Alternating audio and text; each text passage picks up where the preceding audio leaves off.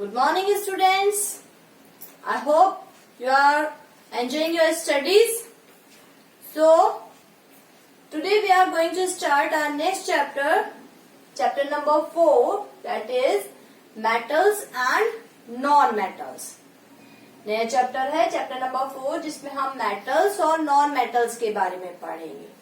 क्या metals non metals क्या होते हैं, उनकी क्या प्रॉपर्टीज है, how can we know that this is a metal, this is a non metal, their comparison, their properties, their chemical reactions, all about the metals and non-metals. So first of all, we should know that all matter in this universe is made up of atoms. Means the smallest unit of matter is atom. As we have studied in our earlier classes. From starting we are knowing this that the smallest unit of matter is atom. जितनी भी चीजें हम देख रहे हैं उनकी smallest unit यानी कि वो सब किससे मिलकर बनी हुई है, एटम्स से मिलकर बनी हुई है. So when these atoms of the same kind combine to each other, जब ये एटम सेम टाइप के एटम्स एक दूसरे से कंबाइन करते हैं. Why they combine?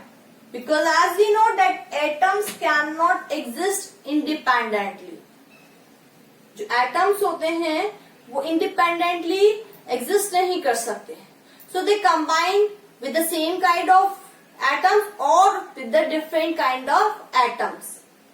So when these atoms combine with the same type of atoms they form elements. ये atom जब मिल जाते हैं सेम काइंड के तो क्या बना लेते हैं, एलिमेंट बनाते हैं. Means elements are the substances which have one kind of atoms. Elements वो हैं जिनमें की same kind के atom है.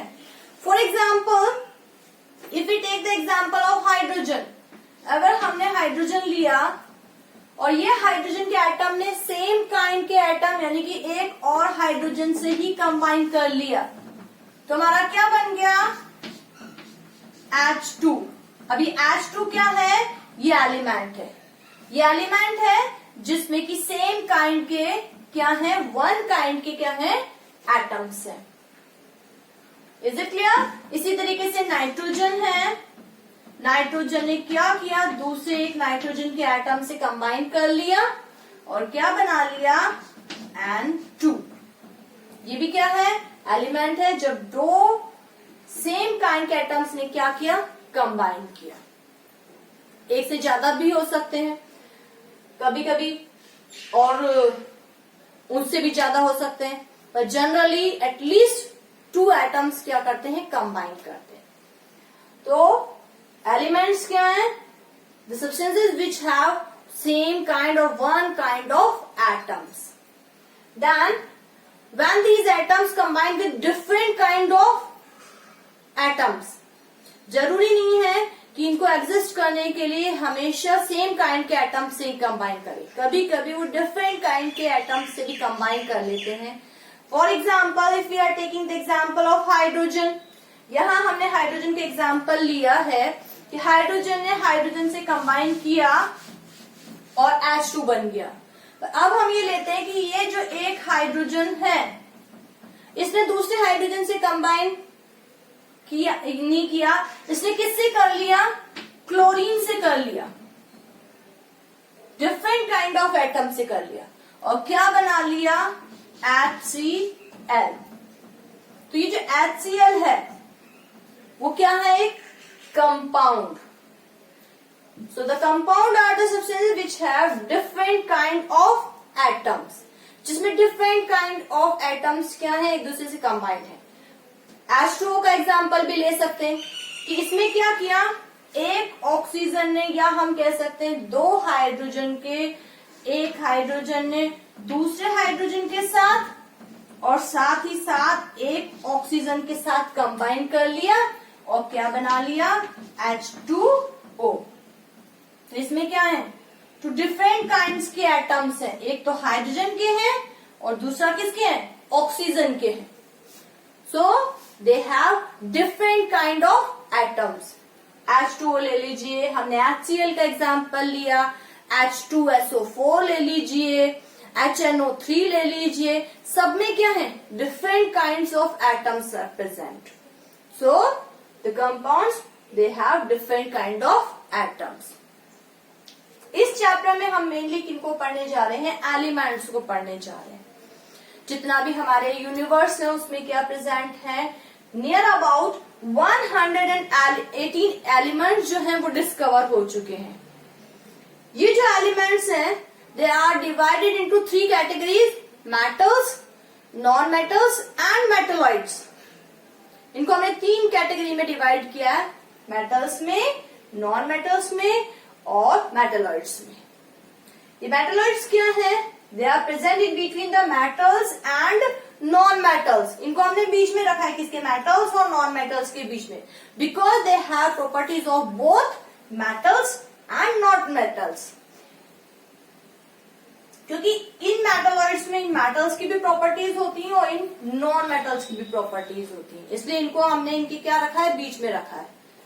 So the metalloids are the elements which have both the properties of metals and non-metals. Now there are, ये जो हमने कहा कि ये जो elements हैं they are 118 अभी तक हम डिस्कवर कर चुके हैं. इनमें से जो नेचुरली अकरिंग एलिमेंट्स हैं दे आर 92 जो नेचर में प्रेजेंट है. And out of this 92 18 are non metals, 6 are metalloids and the rest of them are metals.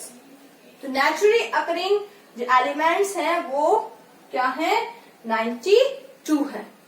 तो अब हम क्या करेंगे, आगे पढ़ेंगे कि मेटल्स की प्रॉपर्टीज क्या हैं, नॉन मेटल्स की प्रॉपर्टीज क्या हैं और मेटलॉइड्स की प्रॉपर्टीज क्या हैं.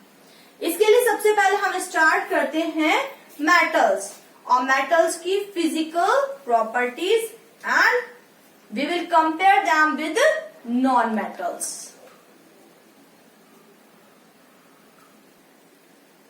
So let's discuss the first physical property of metals and non-metals, that is their physical state. कि वो कौन कौन से physical state में मिलते हैं.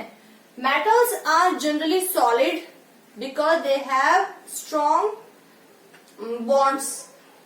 उनके बीच में उनके जो मॉलिक्यूल्स होते हैं उनके बीच में स्ट्रॉन्ग बॉन्ड्स होते हैं. So they are generally solid in state. For example copper, aluminium, gold, these are the examples of metals. Iron, these are the examples of metals. So they generally at the room temperature they are found as solid. And there is an exception, that is mercury. Mercury is liquid in state at room temperature. जो mercury होता है जिसको कि हम हिंदी में पारा बोलते हैं, वो रूम टेम्परेचर पर लिक्विड स्टेट में प्रेजेंट होता है. So this is the exception in the metals which is liquid in state. Otherwise the other metals are generally solid in state at room temperature. Then the non-metals, they are found in all the 3 states, solid, liquid and gas. ये तीनों ही state में मिलते हैं. For example solid में हम लें तो sulphur and phosphorus है. गैसेस में अगर हम लें तो नाइट्रोजन है, ऑक्सीजन है, क्लोरीन है. These are the non-metals which are in the gaseous state. But there is one non-metal which is liquid in state, that is bromine. Bromine is a non-metal which is only in the liquid state. So we can conclude that the metals are solid, generally solid, but the non-metals are found in all the 3 states, solid, liquid and gases. So then we will in the next lesson we will discuss the other physical properties of metals and non-metals. Till then, thank you and have a nice day.